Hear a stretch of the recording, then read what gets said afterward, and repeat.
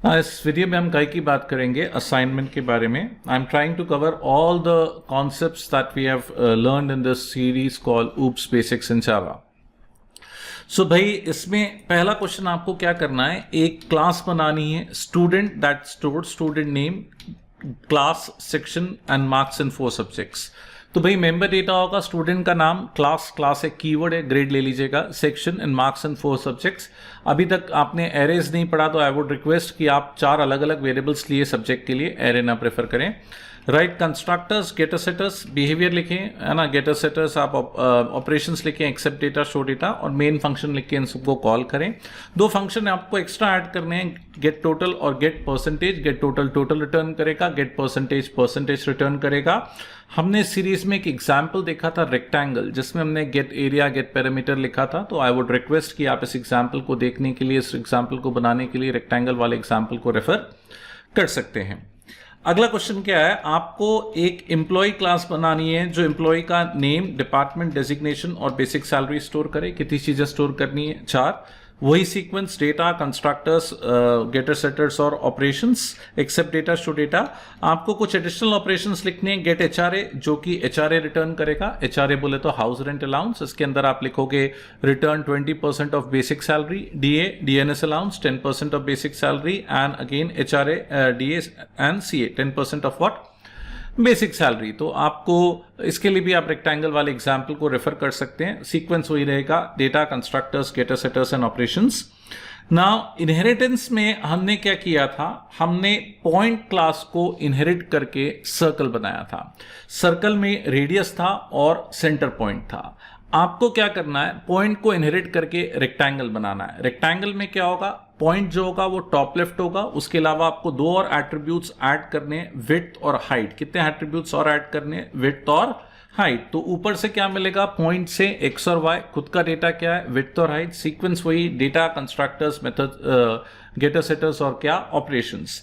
इसके लिए आप सर्कल वाले इनहेरिटेंस एग्जाम्पल को देख सकते हैं। सर्कल का इनहेरिटेंस एग्जाम्पल देखिए, बिल्कुल सेम है, बस वहां पे रेडियस था, यहां पे विड्थ और हाइट है। व्हाट नेक्स्ट, आपको एक और इनहेरिटेंस का प्रोग्राम दिया है, एम्प्लॉय क्लास बनानी है। एम्प्लॉय क्लास के पास 2 चीजें होंगी, कोड और नेम। कितनी चीजें होंगी? 2। कौन कौन से? कोड और नेम। आपको एम्प्लॉय की 2 डिराइव क्लासेस बनानी है, टेम्पररी एम्प्लॉय और परमानेंट एम्प्लॉय। लिटरली बोलो तो टेम्पररी एम्प्लॉय वो जो डेली वेजेस पे काम करते हैं, परमानेंट एम्प्लॉय जिनकी डेजिग्नेशन और सैलरी होती है। तो टेम्पररी एम्प्लॉय के पास क्या क्या होगा, wage grade and number of days worked. और परमानेंट एम्प्लॉय के पास क्या होगा, डिपार्टमेंट, डेजिग्नेशन और basic. So ultimately permanent employee को ऊपर से क्या मिलेगा, कोड और नेम। खुद का डेटा क्या होगा, डिपार्टमेंट, डेजिग्नेशन और बेसिक। तो टोटल कितनी चीजें हो जाएंगी? 5। सीक्वेंस वही, data, constructor, getter setter, operations, accept data, show data में आप super dot accept data, super dot show data लिख सकते हो। वही सेम लॉजिक जो हमने सर्कल वाले एग्जाम्पल में देखा था। फिर एक स्टैटिक के ऊपर मैंने क्वेश्चन लिखा है कि भाई आपको एक क्लास बनानी है जो ऑब्जेक्ट्स को काउंट करे। उसको थोड़ा सा एक्सटेंड किया हमने, यही एग्जांपल वीडियो सीरीज में देखा है कि ऑब्जेक्ट को काउंट करना है, लेकिन यहाँ पे मैसेज भी डिस्प्ले करना है। अगर काउंट 5 से कम है तो टू लेस आए, 5 के बराबर है तो विल डू, और 5 से ज्यादा है तो एक्सीडिंग दी लिमिट्स। इसके लिए आप वही स्टैटिक के एग्जाम्पल को देख सकते हैं जहां पे हमने ऑब्जेक्ट्स को काउंट किया है। तो this is the example to implement the concept of static. Now मैंने एक और असाइनमेंट बनाया जिसमें सीक्वेंस में, जैसे हमने सीरीज डेवलप करी थी उसी सीक्वेंस में क्वेश्चंस हैं। पहले क्लास के ऊपर, फिर कंस्ट्रक्टर्स के ऊपर, फिर इनहेरिटेंस के ऊपर, फिर स्टैटिक के ऊपर, फाइनल के ऊपर और एब्स्ट्रैक्ट के ऊपर। तो एक इसमें मेरी थोड़ी सी लिमिटेशन थी, एक लाइब्रेरी मैनेजमेंट का प्रोजेक्ट बनाने को बोल रहा हूँ सिंपल ऊप्स में। मैं डायनेमिक क्लासेस यूज नहीं करना चाहता था, एरे लिस्ट, एरे वगैरह। तो मैंने सिंपल 2-3 ऑब्जेक्ट बना के काम कर लिया है, क्योंकि ऊप्स से ज्यादा चीजें इसमें मैं नहीं डालना चाहता था। तो देखिए भाई, इसमें आपको एक लाइब्रेरी मैनेजमेंट का प्रोजेक्ट बनाना है। सबसे पहले क्लास एंड ऑब्जेक्ट में आपको 3 क्लास बनानी है। पहली क्लास कौन सी बनानी है, बुक नाम की क्लास बनानी है, जिसमें टाइटल, ऑथर, ISBN और इस बॉर्डर्ड होगा। इस बॉर्डर्ड एक बुलियन एट्रीब्यूट है जो कि ट्रू या फॉल्स रिटर्न करेगा। एक चीज और बोलूंगा भाई, अभी तक हमने जितने भी एट्रीब्यूट्स लिखे उनके लिए हम गेटर्स और सेटर्स यूज करते थे।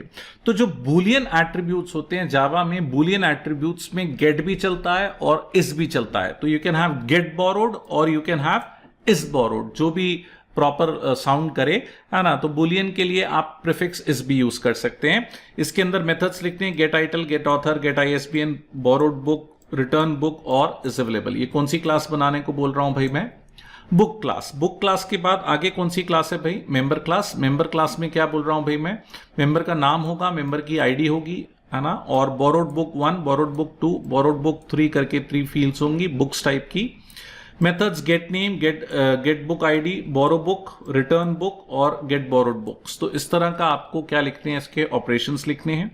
एक लाइब्रेरी क्लास बनानी है जिसमें लाइब्रेरी का नाम होगा, 3 बुक्स होंगी। हम बोल रहे हैं हमारी लाइब्रेरी में केवल 3 ही किताबें हैं क्योंकि हम डेटा स्ट्रक्चर्स यूज कर नहीं सकते, अभी तक हमने डायनेमिक मेमोरी पढ़ी नहीं है, तो मैं स्टैटिकली इसको इंप्लीमेंट कर रहा हूं। 3 बुक लेंगे, बुक 1, बुक 2 और बुक 3, और 3 मेंबर्स लेंगे, मेंबर 1, मेंबर 2 और मेंबर 3। ऐड बुक, पहली बुक को ऐड करेगा, दूसरी बार ऐड करोगे तो दूसरी बुक, तीसरी बार ऐड करोगे तो तीसरी बुक। लाइकवाइज ऐड मेंबर है, बोरो बुक है, रिटर्न बुक है, बुक्स अवेलेबल है और बुक्स बोरोड बुक्स है। तो इसमें आप सिंपल इफ कंडीशन लगा सकते हो कि अगर बुक 1 अवेलेबल है तो बुक 1 अवेलेबल है, बुक 1 और 2 अवेलेबल है तो 1 and 2 are available. Likewise if condition करके आप वर्कआउट कर सकते हो। फिर कंस्ट्रक्टर्स में मैंने क्या बोला है? इन्हीं 3 क्लास में, बुक में, मेंबर्स में, लाइब्रेरी में कंस्ट्रक्टर्स ऐड करो। तो बुक क्लास में कंस्ट्रक्टर ऐड करना है, मेंबर में ऐड करना है और काय में ऐड करना है? लाइब्रेरी में। And you need to define the default values. तो पहले हमें क्लास बनानी है, फिर उसके बाद हमें उसमें कंस्ट्रक्टर्स ऐड करने हैं। फिर मैंने इनहेरिटेंस का लॉजिक लिया है कि भाई मेंबर से पहले आपको पर्सन क्लास बनानी है, पर्सन के अंदर नेम होगा और कंस्ट्रक्टर्स होंगे, और मेंबर के अंदर हमको पर्सन क्लास को क्या करना है? इनहेरिट करना है। आगे स्टैटिक इंप्लीमेंटेशन है भाई कि टोटल बुक्स और टोटल मेंबर्स करके आप स्टैटिक वेरिएबल्स डिक्लेयर करोगे जिनकी वैल्यू 3 होगी। अकॉर्डिंगली इंक्रीमेंट बुक काउंट होगा, इंक्रीमेंट मेंबर काउंट होगा। स्टैटिक ब्लॉक में आप चाहो तो इनिशियल वैल्यूज डिफाइन कर सकते हो, टोटल बुक्स की और टोटल मेंबर्स की। फिर फाइनल का इंप्लीमेंटेशन है कि भाई आपको क्या करना है ना, जो ISBN नाम का एट्रीब्यूट था उसको क्या डिक्लेयर करना है? फाइनल डिक्लेयर करना है। मेंबर आईडी को भी फाइनल डिक्लेयर करना है, शो आइडेंटिटी में डिस्प्ले करना है। और फाइनली आपको क्या इंप्लीमेंट करना है? एब्स्ट्रैक्ट और मेन फंक्शन लिख के ये सारी चीजों को इंप्लीमेंट करना है। तो मैंने कोशिश की है कि आप खाली ऊप्स को यूज करके, खाली इस वीडियो के कंटेंट्स को यूज करके आप एक छोटा सा लाइब्रेरी मैनेजमेंट का सिस्टम क्या करो? इंप्लीमेंट करो। अगर आप इतना पार्ट कर लेते हो तो डेफिनेटली आपको फर्दर ऊप्स पार्ट में कोई दिक्कत नहीं होगी। कोई प्रॉब्लम्स है, कोई डाउट्स है, कोई असाइनमेंट्स है ना, इश्यूज हैं, आप मुझे please WhatsApp karo. I've shared my WhatsApp number in the video description. So all the best for this assignment. This ends up with this series of mastering OOPS basics in Java.